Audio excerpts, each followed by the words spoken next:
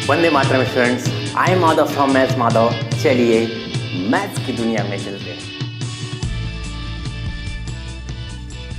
Students, आज जिस topic की हम बात कर रहे हैं वो अमूमन मैथमेटिक्स में हम उस चीज़ों को छोड़ देते हैं। बच्चे ध्यान नहीं देते हैं। मैं बार बार कह रहा हूँ कि मैं यहाँ मैथमेटिक्स को रटाने नहीं आया हूँ, मैं यहाँ मैथमेटिक्स को आपको सिखाने आया हुआ हूँ। आज की वीडियो काफ़ी दिनों के बाद अपलोड हो रही है, कुछ व्यस्तता थी, बट यहाँ पर आज हम स्टार्ट कर रहे हैं। जो टॉपिक है वो है लाइंस एंड एंगल्स का थ्योरम्स। थ्योरम्स जो है, मैं बार बार कहता हूँ कि जो थ्योरम्स हैं वो मैथमेटिक्स के वेपन्स, हथियार हैं वो। और आप अगर हथियार आपके पास नहीं है और आप बिना हथियार के युद्ध में जाओगे तो आप मारे जाओगे।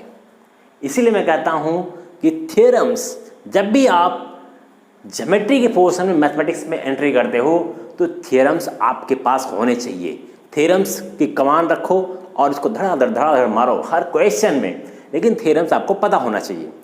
तो थ्योरम्स के बारे में हम यहाँ पे बिल्कुल शॉर्ट में डिस्कशन करेंगे कि आपके लाइंस एंड एंगल्स में जितने भी थ्योरम्स हैं, मैं उन सबको अभी मैं यहाँ पर बस उसको डिफाइन करने के लिए आया हूँ। मैं बताना चाहूँगा कि उस थ्योरम्स, वो सारे थ्योरम्स आखिर कहना क्या चाह रहे हैं और हम उसका हम यूज़ कहाँ पर करेंगे। और इसके जस्ट नेक्स्ट वीडियो में हम उन थ्योरम्स को प्रूफ भी करेंगे एक एक करके, किसी को भी नहीं छोड़ेंगे। ओके, तो चलिए स्टार्ट करते हैं। आपकी बुक एनसीईआरटी से ही लेंगे, कहीं बहुत बाहर में जाने की ज़रूरत नहीं है। आप अपने एनसीईआरटी को ही पूरा कवर कर लो, 9th में इतना आपके लिए सफिशिएंट है, बहुत इधर उधर दौड़ने की ज़रूरत नहीं है। यहाँ पर आपके बुक में आप बुक लेकर के बैठना। ये वीडियो अगर देख रहे हो तो बुक लेकर के बैठो ज़रा, और बुक में जो मैं बोल रहा हूँ लाइन, उस लाइन को ध्यान से देखो बिल्कुल, और बिल्कुल माइंड में उसको एक सीन बनाओ। आपके पेज नंबर 93 पर लिखा हुआ है 6.1 पे कि if a ray stand on a line then the sum of two adjacent angles so form is 180 degree. समझ में बात आ रही है? कुछ समझना ही नहीं इसमें। इसका कहने का मतलब ये है कि कोई भी एक लाइन है, कह रहा है कि रे स्टैंड ऑन ए लाइन, एक रे है जो किसी लाइन पर क्या स्टैंड है। मान लो ये कोई रे है, मान लो ये कोई रे है जो किसी लाइन पर क्या स्टैंड है, खड़ी है। मैंने पीछे खड़ा कर दिया, तुम सीधा भी खड़ा कर सकते हो, जैसे मन करे वैसे खड़ा कर दो इसे। Then the sum of two adjacent angle so form is 180 degree. Adjacent angle के बारे में मैंने बताया था, एक कॉमन आर्म होना चाहिए। देखो यहाँ पे दो एंगल बन रहा है ना, एक एंगल इधर और एक एंगल इधर। एक कॉमन आर्म है, इस वाले एंगल में भी देखो कि ये वाली लाइन आ रही है, इस वाले एंगल में भी देखो कि ये वाली लाइन आ रही है, तो कॉमन आर्म है। और बाकी जो आइदर साइड में जो आर्म्स है वो कॉमन नहीं है, ठीक है। और दोनों का देखोगे जो वर्टेक्स क्या है, यहीं से दोनों उठ रहे हैं। अगर इसका कुछ नेम दे दें ए बी सी डी, तो एंगल क्या है डी बी सी, ये एंगल क्या है ए बी सी, दोनों का कॉमन वर्टेक्स है। तो ये एडजेसेंट एंगल की क्या है, प्रॉपर्टी है। तो कह रहा है कि इन दोनों का जो सम होगा वो सप्लीमेंट्री होगा। सप्लीमेंट्री नहीं, उसमें लिखा 180 डिग्री, मतलब बात वही है। तो 180 डिग्री इन दोनों का सम। अब तुम्हें पता है कि एक लाइन पर जो टोटल एंगल बनता है एक स्ट्रेट लाइन, वो कितने डिग्री की होती है, 180 डिग्री की होती है। इतना क्लियर हो जाएगा, सिंपल सही है। चलो नेक्स्ट इसमें लिखा हुआ है if the sum of two adjacent angle is 180 degree. Just उसी में थोड़ा सा नीचे आना, 6.1 जहाँ पे लिखा हुआ उसी के थोड़ा सा नीचे आओ, ब्रैकेट में ए करके लिखा हुआ है if the sum of two adjacent angle is 180 degree then ray stand on a line. Just उसी का वाइस वर्सा, उल्टा है, कन्वर्स है। हमने यहाँ पे क्या कहा कि अगर कोई रे, ठीक है, किसी लाइन पर स्टैंड करती है तो उन दोनों का जो सम होगा एडजेसेंट एंगल का वो 180 डिग्री होगा। ये हमने बोला, लाइन लिया 180 डिग्री होगा। अब हमने कहा कि किसी भी लाइन पर कहीं पर भी अगर एक लाइन है उस पे दो एडजेसेंट एंगल का सम अगर 180 डिग्री है तो हम कहेंगे कि जहां पर वो 180 डिग्री बना रहा है वो एक क्या होगी, एक लाइन होगी। उसका उल्टा कर दिया हमने। एंगल 180 डिग्री है दोनों का सम, तो ये लाइन होगी, ठीक है। अगर लाइन पर जो दो एडजेसेंट एंगल है तो दोनों का सम 180 डिग्री होगा, उल्टा एक दूसरे का। It clear? चलो इसी में नेक्स्ट जरा देखते हैं एग्जाम 6.2 लिखा हुआ है if the sum of two adjacent angle is 180 degree. वही चीज जो भी मैंने बताया कि दो एडिसेंट एंगल का अगर सम 180 डिग्री है, then the non common arms of angle form a line. Book देखते रहना, मैं बार बार कह रहा हूँ। मैं इसलिए कह रहा हूँ बुक देखने के लिए क्योंकि आप मैथमेटिक्स की लैंग्वेज को समझो कि मैथमेटिक्स की लैंग्वेज क्या क्या रही है। अगर कोई एक एडजेसेंट एंगल दोनों आपस में 180 डिग्री बना रहे हैं, तो इन दोनों एडजेसेंट एंगल का non common arms, non common क्या है, ये BC और AB ये दोनों क्या है, कॉमन नहीं है। कॉमन तो ये वाली लाइन है। तो नॉन कॉमन आर्म्स को हम आपस में मिला दें तो ये क्या बन जा रही है, 180 डिग्री। देख लो, बिल्कुल स्ट्रेट लाइन दिखी रही तुम्हें, इतना क्लियर हो गया। देखो ये सारी चीज़ तुम्हें दिमाग में रखना इसलिए है, जब तुम क्वेश्चंस को सॉल्व करोगे, जब किसी भी क्वेश्चंस को प्रूव करोगे कहीं पर, ये सारी चीज़ें तुम्हारे दिमाग में घूमनी चाहिए। घूमेगी, घूमेगी तो अच्छा है, और ज़्यादा घूम गई तो फिर वो भी नहीं अच्छा है। नाउ थ्योरम 6.1, 6.1 क्या कह रहा है उसको भी देख लेते हैं। देखो लाइन्स एंड एंगल्स में थ्योरम्स ऐसे नहीं है कि जो तुम्हें समझ में नहीं आएंगे, लेकिन फिर भी मैं बता रहा हूँ क्योंकि बच्चों ने कहा कि सर मुझे बताओ, सबकी कैपेसिटी अलग अलग है, बट यहाँ पे अगर देखोगे कुछ ना कुछ नया सीखने को मिलेगा। लिखा हुआ है if two lines intersect each other then the vertically opposite angles are equal. Book देखते रहना, मैं बार बार कह रहा हूँ कि अगर दो स्ट्रेट लाइन कैसी, कई बार होता है ना बच्चे से होता है स्ट्रेट लाइन बिल्कुल ऐसे जानी चाहिए, सीधी रेखा ऐसे ही तो जा सकती है ना, ये मत बोलना कि तिरछी रेखा है, ये भी एक स्ट्रेट लाइन है, ये भी एक स्ट्रेट लाइन है। अगर टू स्ट्रेट लाइन एक दूसरे को कहीं पर इंटरसेक्ट कर रहे हैं तो वर्टिकली अपोजिट एंगल्स आपस में क्या होते हैं, आर इक्वल। अब मैंने कई बार आपको बताया था इंट्रोडक्शन वाले वीडियो में भी कि दो लाइन जब आपस में इंटरसेक्ट करेंगे तो वर्टिकली अपोजिट क्या होता है, आमने सामने का। अपोजिट एंगल्स और वर्टिकली अपोजिट एंगल, ये एंगल इसके इक्वल होगा और ये एंगल इसके इक्वल होगा। मान लो कि यहाँ से दो लाइन कट कर रही है इसे, मैंने बोला कि ये वाला एंगल 60 डिग्री का है, मान लो तो इसके सामने वाला एंगल कितने का होगा, ये भी 60 का होगा। Vertically opposite angles are equal. ये सिंपल है, इसको हम प्रूफ भी करेंगे प्रूफिंग के वीडियो में।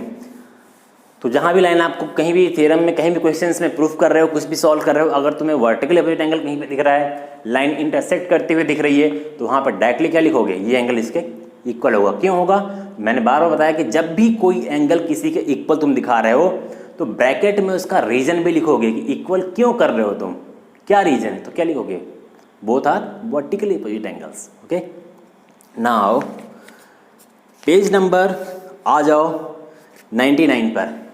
99 पे एक एग्जाम्स फिर दिया हुआ है 6.3, लिखा हुआ if a transversal intersect two parallel line. Transversal वाली बात आ गई अब कि टू पैरेलल लाइंस हैं, उनको ट्रांसवर्सल क्या कर रहा है, इंटरसेक्ट कर रहा है, then each pair of corresponding angles is equal.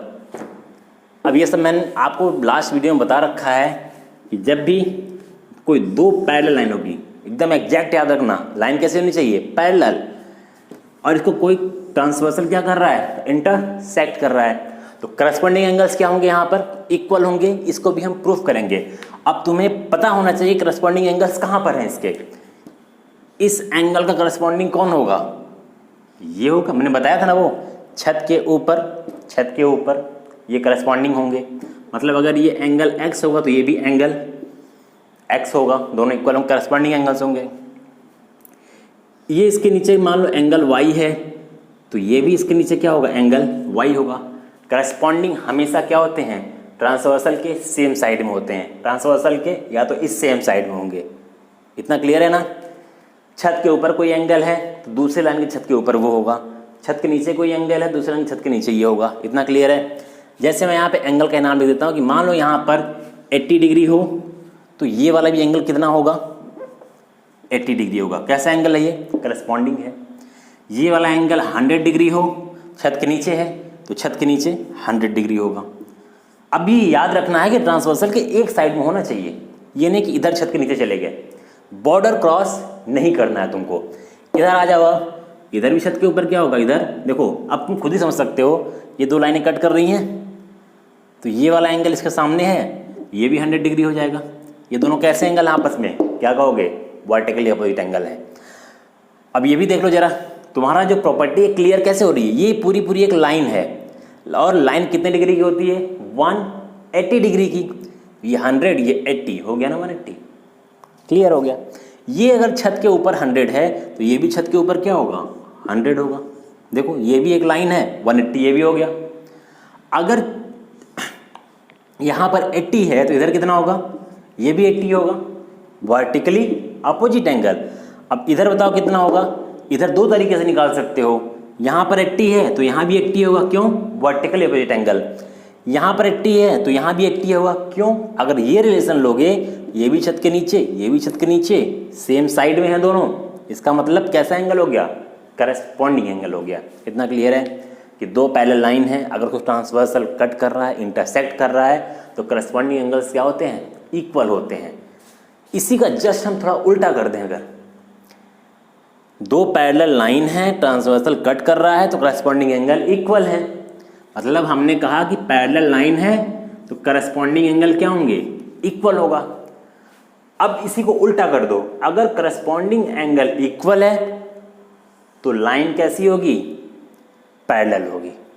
Just उसी का उल्टा, लाइन पैरेलल तो corresponding angles are equal, and corresponding angles are equals, then lines are parallel. कि दो लाइनें अगर करस्पॉन्डिंग, मान लो कि तुम्हें लाइन नहीं पता है, दो लाइन ऐसे तुम्हें गिवन है, मान लो कि हमने दो लाइन ऐसे गिवन कर दी, हमें नहीं पता कि लाइन पैरेलल है कि नहीं है। क्वेश्चन में आ गया कि लाइन को पैरेलल प्रूफ करो, कि ये लाइन L है, ये M है, इसको पैरेलल प्रूफ करो। तो बस हमें क्या करना है, अगर हमने कहीं भी करस्पॉन्डिंग एंगल हमने इक्वल प्रूफ कर दिया कि ये वाला एंगल इस एंगल का इक्वल प्रूफ हो गया अगर, तो हम कहेंगे कि ये लाइन क्या होगी, पैरेलल होगी। क्यों, रीजन यही लिखेंगे, because corresponding angles are equal. यही लिखना है हमें। इतना क्लियर हो गया। चलो अब इसी में छोटी मोटी चीज और भी है, उसको भी बताऊंगा मैं। नेक्स्ट इसमें है, if a transversal intersect two lines such that a pair of corresponding angles is equal, then the two lines are parallel to each other. Axiom 6.4 book में देखते रहना, ये मैंने अभी जो बताया जस्ट 6.3 का उल्टा वही चीज़ है कि अगर लाइन पैरेलल है तो corresponding angles are equal, and 6.4 में क्या लिखा, अगर करस्पॉन्डिंग एंगल इक्वल है तो लाइन क्या होगी, पैरेलल होगी। इसमें कुछ बहुत ऐसी चीज़ तो है नहीं कि बिल्कुल कुछ नासा का मैथमेटिक्स है, सिंपल है। समझ में आ रही बात, क्लियर है। चलो नाउ पेज नंबर 100 पर थ्योरम 6.2 है। मैं जो बार बार कर रहा हूँ, बिना बुक के मत बैठना, सामने होते तो बता दा। लिखा हुआ, if a transversal intersect two parallel line, अगर ट्रांसवर्सल किसी दो पैरेलल लाइन को इंटरसेक्ट कर रहा है, then each pair of alternate interior angles is equal. फिर वही चीज़, अभी हम करस्पॉन्डिंग की बात कर रहे थे, अब हम अल्टरनेट एंगल की बात कर रहे हैं। कोई भी अगर टू पैरेलल लाइंस हैं, हमें मतलब इसमें क्या कर दिया, गिवन दिया हुआ है कि लाइन क्या है, पैरेलल है। क्वेश्चंस में जब भी प्रूविंग आता है तो हमें पहले ये देखना होता है क्वेश्चन में गिवन क्या है। अब यहाँ पर क्या गिवन कहोगे, गिवन ये नहीं कहोगे अल्टरनेट एंगल इक्वल गिवन है, यहाँ कह रहा है कि अगर if two lines are parallel, ठीक है, कोई दो लाइन पैरेलल है, वो कह रहा है, इसका मतलब कि तुम्हें गिवन है कि दोनों लाइन क्या है, पैरेलल है, और कोई ट्रांसवर्सल इसको कट कर रहा है, तो कह रहा है कि alternate interior angle are equal. Exterior भी इक्वल होंगे, इंटीरियर भी इक्वल होंगे, बट आपको पता होना चाहिए कि अल्टरनेट एंगल कहाँ पे मिलेंगे।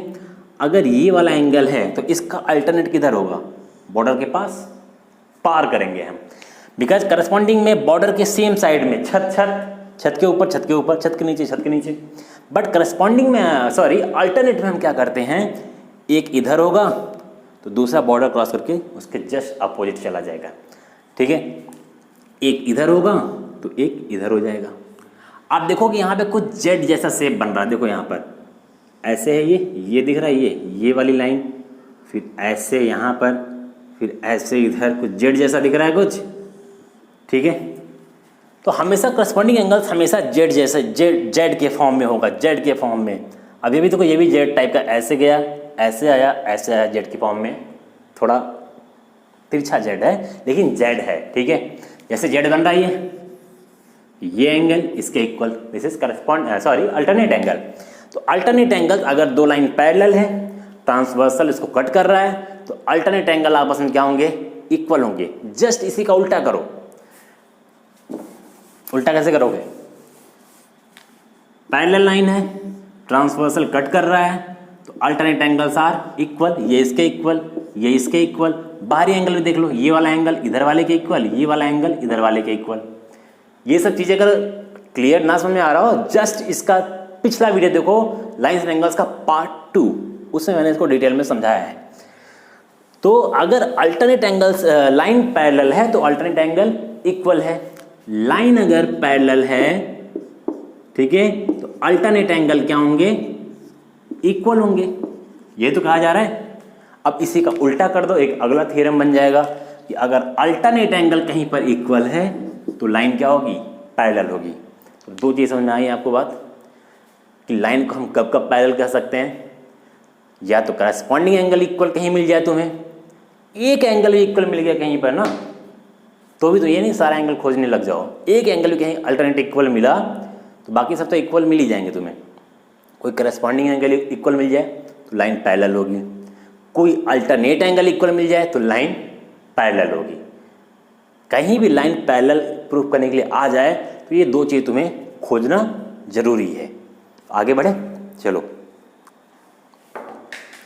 इसके बाद इसमें लिखा हुआ है theorem 6.3, if a transversal intersect two lines such that a pair of alternate interior angles are equal then two lines are parallel. वही चीज़ बताया मैंने अभी कि अगर जो है लाइन पैरेलल है और ट्रांसवर्सल कट कर रहा है उसको, तो अल्टरनेट एंगल इक्वल होगा। अगर अल्टरनेट एंगल इक्वल है तो लाइन पैरेलल होगी। इसको हम बोलते हैं थ्योरम का कन्वर्स। कन्वर्स का मतलब उल्टा, पहले थ्योरम का उल्टा, ठीक है। जैसे राम श्याम का भाई है, श्याम राम का भाई है, बात एक ही है ना, कोई दिक्कत नहीं है। Now theorem 6.4, if a transversal intersect two parallel lines, कह रहा है कि अगर ट्रांसवर्सल किन्हीं दो पैरेलल लाइन को क्या कर रहा है? इंटरसेक्ट कर रहा है, then each pair of interior angles on the same side of transversal is supplementary. और उसके जस्ट नीचे वाली चीज को भी पढ़ लेते हैं, 6.5 को भी, उसी का कन्वर्स होगा। If a transversal intersect two lines such that a pair of interior angles on the same side of transversal is supplementary, then two lines are parallel। मतलब कि लाइन को पैरेलल होने की ये तीसरी कंडीशन बताने जा रहा हूं आपको मैं। फर्स्ट कंडीशन क्या थी? करस्पॉन्डिंग एंगल्स इक्वल हो जाए, corresponding angles are equal then lines are parallel. Second condition क्या थी? Alternate angles are equal then lines are parallel. Now third condition क्या है उसको देखो। दो थ्योरम बैक टू बैक एक साथ बता रहा हूँ। ये थ्योरम क्या कर रहा है? थ्योरम कंफर्म हुआ ना कौन सा थ्योरम है? Theorem number 6.4 and 6.5। Page number भी बता दूं, 100। कह रहा है कि अगर कोई दो पैरेलल लाइन है, एक लाइन तो पैरेलल होगी नहीं, किसके पैरेलल बताएंगे? दो लाइन होगी तभी तो बताएंगे ना। इसको कोई ट्रांसवर्सल कट कर रहा है, कह रहा है कि सेम साइड ऑन ट्रांसवर्सल कोई इंटीरियर एंगल्स, मतलब interior angle, same side on transversal interior angles are supplementary. इस साइड में इंटीरियर कौन है? मैंने बताया था ना कि दोनों लाइन के बीच में जो एंगल दिखेंगे वही इंटीरियर होंगे, इस लाइन के बाहर जाओगे वो एक्सटीरियर होंगे। मीन्स बात हो रही है इस एंगल की और इस एंगल की। अब कहोगे सर इंटीरियर तो ये भी है, बट ये भी तो लिखा हुआ ना वहाँ पर, same side on the transversal, transversal के सेम साइड में, या तो इस साइड में या इस साइड में या इस साइड में, किसी भी साइड में चले जाओ। इन दोनों एंगल का सम, मान लो ये एंगल x ये एंगल y है, तो x प्लस y का सम कितना होगा? 180 डिग्री होगा। ये भी मान लो कोई एंगल है a है, ये एंगल b है, तो यहाँ पे a प्लस b का सम कितना होगा? 180 डिग्री होगा। तो दोनों तरफ किधर भी 180 डिग्री हो गया, एक तरफ भी 180 हुआ तो दूसरी तरफ भी कितना होगा? 180 ही होगा। और अगर कहीं भी आपको अल्टरनेट एंगल नहीं पता है, करस्पॉन्डिंग एंगल नहीं पता है, इक्वल है, आपको इन्हीं दोनों एंगल के बारे में पता है कि दोनों एंगल का सम 180 डिग्री हो रहा है, तो सीधे बोलोगे कि ये दोनों लाइन आपस में क्या होंगी? पैरेलल। क्यों? क्योंकि हमारा जो इंटीरियर एंगल्स हैं उसका जो सम है वो कितना है? 180 डिग्री है या सप्लीमेंट्री है। इतना क्लियर हुआ? तो थर्ड कंडीशन हो गया लाइन को पैरेलल बोलने का। First is corresponding angles are equal, second is alternate angles are equal, and third is interior angles are supplementary. Supplementary होना चाहिए। 180 का मतलब क्या होता है? सप्लीमेंट्री होता है। वो फेल वाला सप्लीमेंट्री नहीं है जो फेल हो जाते हो। Now page number 101 question number 6.6। और सॉरी, इसी का थोड़ा उल्टा करते हैं, उल्टा नहीं किया हमने ना। लाइन्स आर पैरेलल तो को इंटीरियर एंगल्स का सम कितना होगा 180 डिग्री। इसी का जस्ट उल्टा करो तो को इंटीरियर एंगल्स अगर 180 डिग्री है कि कोई लाइन अगर है, हमें पता चल गया, लाइन नहीं पता हमें कि पैरेलल है कि नहीं है, बट ये पता है कि ये दोनों एंगल का सम कितना है 180 डिग्री है, सप्लीमेंट्री है। तो जैसे ही 180 डिग्री होगा तो कहोगे ये लाइन आपस में क्या होंगी, पैरेलल होंगी। लाइन पैरेलल है, ट्रांसवर्सल कट कर रहा है, तो कोई इंटीरियर एंगल्स का जो सम होगा वो सप्लीमेंट्री होगा, 180 डिग्री होगा, पहला कंडीशन। इसी का जैसे उल्टा, अगर किसी भी लाइन के बीच में, हमें नहीं पता पैरेलल लाइन है, किसी भी लाइन के बीच में एक ट्रांसवर्सल कट कर रहा है लाइन को, मान लो बीच में नहीं, एक लाइन को ट्रांसवर्सल कट कर रहा है, अगर कोई इंटीरियर एंगल का सम 180 डिग्री आया तो हम कहेंगे वो जो लाइन है कैसी लाइन है, पैरेलल लाइन है। चलो नेक्स्ट यहाँ पर है page number 101 theorem 6.6 lines which are parallel to the same lines are parallel to each other. Simple है, सिंपल है, बहुत सिंपल है। देखो कह रहा है कि अगर कोई एक लाइन है, line parallel to same line are parallel to each other. कोई दो लाइन है, मान लो ये L है और ये M है, एक लाइन और है यहां पर N है। Line parallel to same line are parallel to each other. कोई अगर दो लाइन है वो किसी सेम लाइन के पैरेलल है तो दोनों लाइन भी आपस में क्या होंगी, पैरेलल होंगी। पहली जैसा लग रहा है ना, नहीं लगेगा। यहां पर आ जाओ, बताता हूं मैं। मान लो कि जो L वाली लाइन है वो पैरेलल है किसके, M वाली लाइन के। L M के पैरेलल है, और ये बेचारा N जो है ये भी किसके पैरेलल है, इसी के पैरेलल है। Lines parallel to same line, यही कह रहे हैं ना, lines parallel to same lines, दोनों इसी के पैरेलल हैं। Then both are parallel to each other. तो ये दोनों भी आपस में क्या होंगे, पैरेलल होंगे। अगर ये इसके पैरेलल, ये इसके पैरेलल, तो ये दोनों भी आपस में क्या होंगे, पैरेलल होंगे। कैसे होंगे और देखते हैं। ऐसे मैं आपको बताता हूं, मान लो कि ये वाली लाइन की जो लेंथ है, ऐसे मान लो इस वाली लाइन की लेंथ के बराबर है, ठीक। मान लो कि इसकी लेंथ 10 मीटर है तो इसकी भी लेंथ कितनी होगी, 10 मीटर।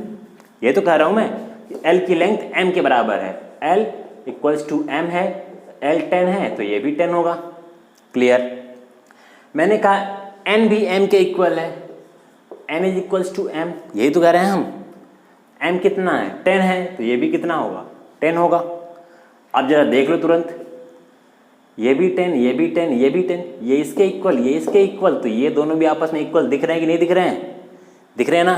तो ये कंसेप्ट प्रूविंग में बहुत ज़्यादा यूज हम करते हैं। दो चीज़ों को आपस में इक्वल दिखाते हैं, सेम चीज़ के, कि ये इसके इक्वल, ये इसके इक्वल, और तुमसे प्रूव बोलेगा, प्रूव करो ये इसके इक्वल है। तो इसमें कंफ्यूजन नहीं होना चाहिए। इतना क्लियर रहेगा, सब क्लियर हो जाएगा तुम्हारे दिमाग से है। मैं बोर्ड से साफ करूंगा और तुम्हारे दिमाग से साफ हो जाए। अब लिखा था property above can be extended for more than 2 lines also. क्या कह रहा है कि केवल कोई जरूरी नहीं है कि बस हम 3 लाइन्स के बारे में ही देखें कि ये इसके पैरेलल है, इसके पैरेलल है। कितनी भी लाइन ड्रॉ कर लो, ऐसे ड्रॉ कर लेते हैं हम, ठीक है, हो सकता है ना। इतनी लाइन को भी तो ट्रांसवर्सल कट कर सकता है। मैंने बोला कि ये लाइन इसके पैरेलल है, या ये वाली line L M N O P, कुछ ना कुछ कंडीशंस गिवन होगा, ये कह रहा हूँ मैं। ये वाली लाइन इसके पैरेलल है, ये वाली भी लाइन इसके पैरेलल है, इतना बोल दिया मैंने। फिर मैंने कहा कि M वाली लाइन इसके पैरेलल है, O के पैरेलल है, इतना लिखा। अभी देखो, अभी सारे आपस में पैरेलल नहीं होंगे क्योंकि अभी मैंने अलग अलग रिलेशन बताया मैंने, लेकिन जैसे ही P वाली लाइन O के भी पैरेलल हो जाएगी तो अब देखो P O के पैरेलल है, O वाली लाइन किसके पैरेलल है, M के पैरेलल है, तो M P के भी पैरेलल हो जाएगा। P के पैरेलल हो गया M।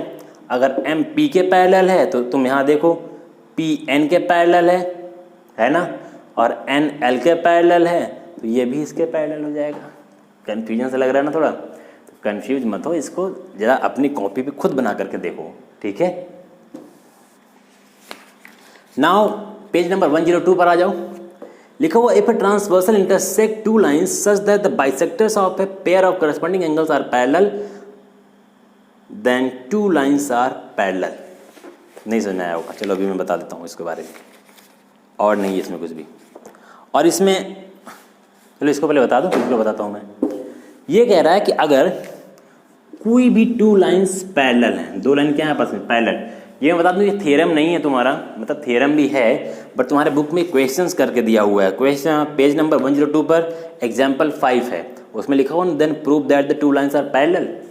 तो इसमें आपको प्रूफ करना है तो उसको हम प्रूफ करेंगे, बट ये एग्जैक्टली पैरेलल होता है। क्या कह रहा है क्वेश्चन, दो पैरेलल लाइन है, ये ट्रांसवर्सल है, तो ये क्या होगा, ये करस्पॉन्डिंग एंगल होगा, ये दोनों क्या होंगे आपस में करस्पॉन्डिंग होंगे।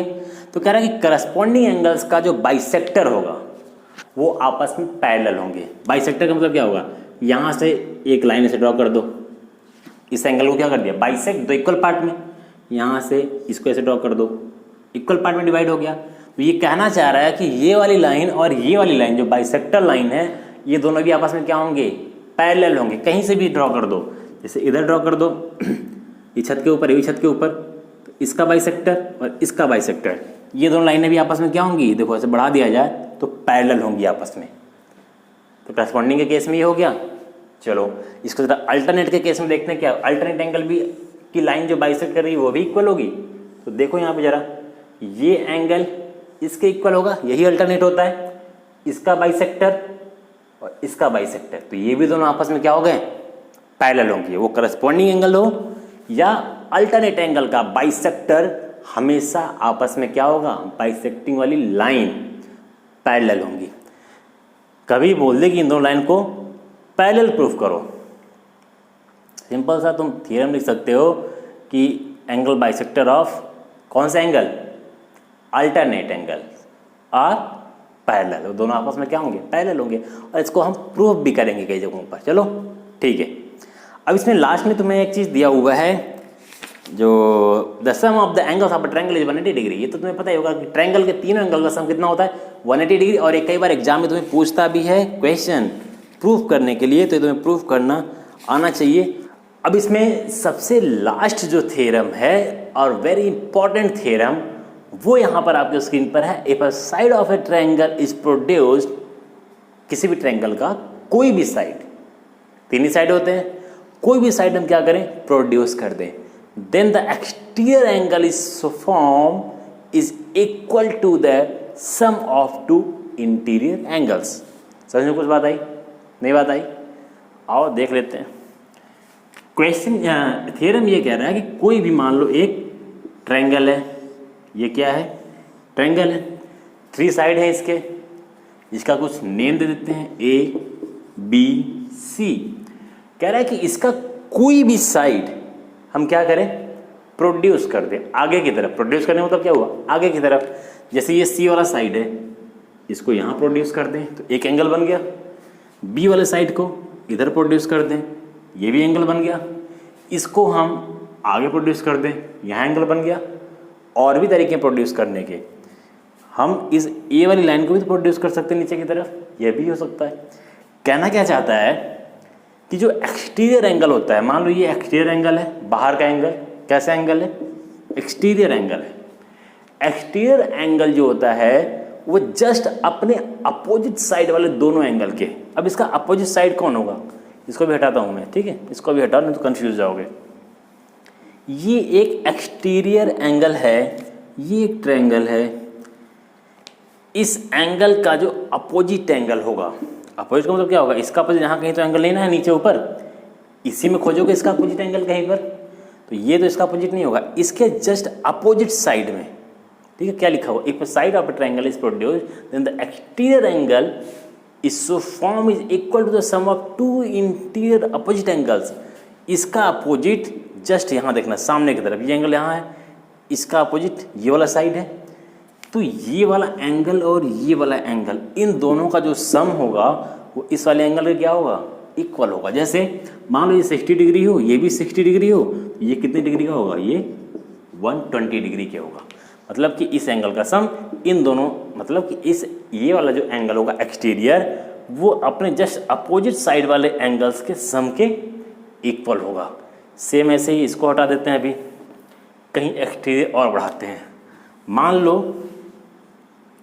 इसको हमने आगे कर दिया, तब भी इसका एक्सटीरियर कौन होगा, इसी के जस्ट सामने ही होगा, यही होगा ये। चलो अगर हम यहाँ से इसको आगे की तरफ बढ़ा दें तो इसका एक्सटीरियर का इंटीरियर किधर देखोगे, इसके अंदर ये वाला, ठीक है। मीन्स कहने का है जिस एंगल के पास ये बन रहा है इस एंगल को छोड़ के बाकी दोनों एंगल को तुम सम कर दोगे। तो बात आ गई। मान लो इसको बढ़ा दिया। अब मैं तुमसे क्वेश्चन करूं कि ये एंगल तुम्हें बताना ये कितने डिग्री का है। अगर तुम्हें ये गिवन हो, पहले तो यही बताओ कि हमें कौन सा एंगल देखना पड़ेगा इस एंगल को निकालने के लिए। अब मैंने बताया ये एंगल इससे टच है तो इसको छोड़ देना है, बाकी ये दोनों बचे। इसका मतलब कि इसका अपोजिट कौन होगा, ये दोनों होंगे। अगर यहाँ पे एक्सटीरियर एंगल बना हुआ है तो इन दोनों को सम करेंगे, यहाँ पे एक्सटीरियर बना हुआ है तो इन दोनों को सम करेंगे, यहाँ एक्सटीरियर बना हुआ है तो इन दोनों का हम सम करेंगे। और एक्सटीरियर एंगल का जो सम होगा वो उसके जस्ट अपोजिट साइड वाले एंगल्स के सम के इक्वल होगा। मीन्स अगर ये एंगल हमें बताना हो, मैं बोल दूँ कि ये 50 डिग्री का एंगल है और ये 60 डिग्री का एंगल है, तो कोई पूछे कि ये एंगल कितने डिग्री का होगा तो क्या बताओगे, 50 एंड 60 110 डिग्री का।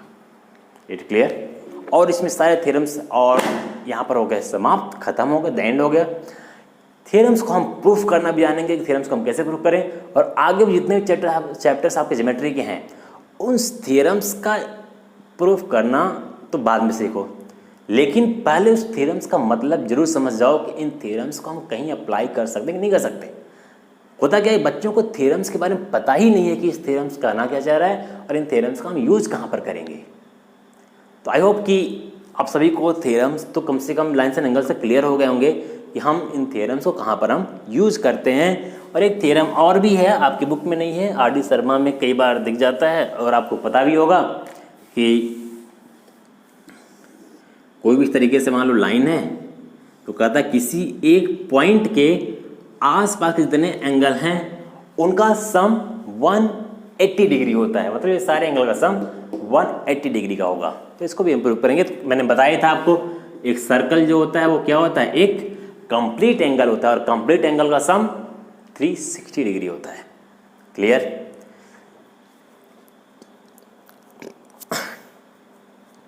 तो मिलते हैं नेक्स्ट कुछ पार्ट्स में। हम इस लाइन्स एंगल से जितने भी थ्योरम्स इसको हम प्रूव करेंगे। गारंटेड बता रहा हूँ कि थ्योरम्स को अगर तुम प्रूव करना समझ गए, थ्योरम का प्रूविंग का कॉन्सेप्ट क्लियर हो गया, तो लाइन्स एंड एंगल्स में जितने भी प्रूविंग जो भी चीज़ें आएंगी उसमें मैक्सिमम के कॉन्सेप्ट आपके क्लियर हो जाएंगे। तब तक ले चलते हैं, टाटा बाय बाय। फिर मिलते हैं किसी नए वीडियो के साथ, किसी नई प्रॉब्लम के साथ, क्योंकि हमारी मुलाकात होती है ऑलवेज किसी न किसी प्रॉब्लम के साथ। Thank you so much. मिलते हैं नेक्स्ट वीडियो में। Bye bye.